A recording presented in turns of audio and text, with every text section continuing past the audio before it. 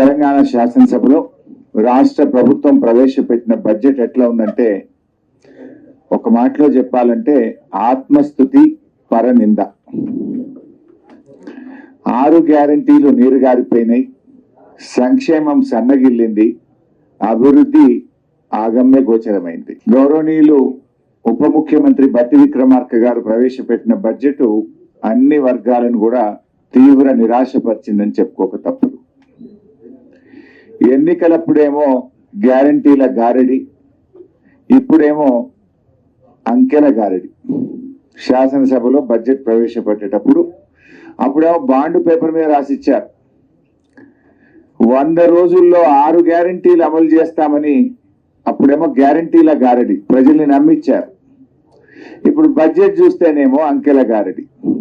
ఇప్పుడు మీరు 100 రోజుల్లో అమలు చేస్తామన్న 6 గ్యారంటీలు బడ్జెట్ లో ఉండాలనా వద్దా?